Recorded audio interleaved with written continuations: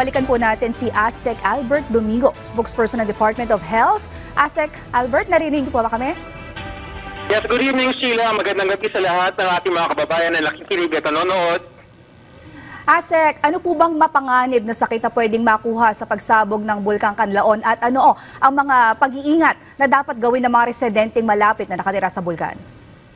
Yes, Sheila, nakita natin ang pagsabog ng Bulkang Kanlaon at kitang-kita dun sa video at sa visa na rin ng ating PHIVOLCS na nagkaroon tayo ng malaking plume ng abo, no, yung ashfall. So, yung unang tinitingnan natin dito is yung ashfall. Mag-ingat po tayo lahat, lalo na ang ating mga kababayan na mayroong karamdaman sa baga, ang mga may hika, may emphysema, may bronchitis at iba pang sakit sa baga. Tayo po ay magsuot ng face mask. Ideally po ay N95 ang ating gagamitin, pero kung wala tayong N95, yung pong medical grade mask, or kung wala man tayong mask na gano'n ay ano pong tela na meron tayo, i-layer po natin, nakatiklop-tiklop, at pwede nating basahin ng konti para hindi natin masingot yung apo. Titingnan natin Sheila, yung sinasabing pyroclastic density currents o yung PDC, no? Nabasa namin sa abiso ng PHIVOLCS na pag ito rin kasi ay nahalo sa tubig, maaaring magkaroon ng lahar. Kaya napaka-importante na makinig tayo sa abiso ng ating LGU kung sinasabing lumikas para makaiwas tayo sa sakuna.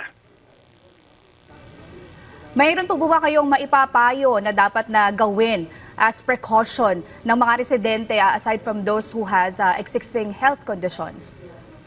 Yes, Sheila, idagdag na rin natin yung pagkain sa kayong ating paningin. Bakit? Unahin ko muna siguro yung sa ating mata, no? Maliban dun sa mga existing conditions sa baga, ang abo sa lumulutang-lutang sa hangin ay maaaring maging sanhi ng iritasyon sa ating mga mata. So kung tayo po ay malapit din sa lugar ng Kanlaon o kaya maabisuhan na lumikas o malapit din sa lugar, ay magsuot rin po tayo ng mga goggles or ating pantakip sa mata dahil mahirap pong makapasok yung ating abo sa mata. Kung sakali hong puwing tayo sa abo ng bulkan, gumamit po tayo ng tumatakbo na malinis sa tubig, clean running water para mahugasan ang ating mata at mabanlawan. Yung sinabi ko naman, Sheila, na isa sa ating pagkain ay siguraduhin nating malinis yung ating mga gulay at prutas, lalo na baka ito ay maalikabukan. So hugasan po nating malinis sa tubig para sigurado tayo sa ating kakainin.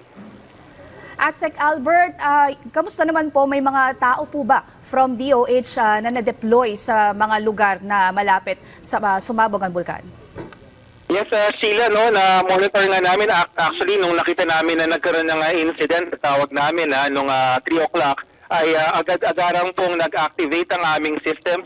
Kasalukuyan pong naka-code white ang lahat ng mga regional office ng Department of Health, lalo na po yung nasa paligid ng ating Bulkang Kanlaon. Ang dahilan po dyan ay una, ang lahat ng mga health emergency response teams na malapit dun sa paligid ng Kanlaon ay on alert na po at nakamonitor sa mga movements sa kailangan ng mga tao kung kailangan sa evacuation centers.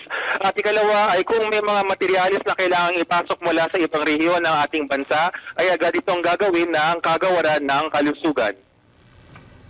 Maraming salamat po, ASEC Albert Domingo.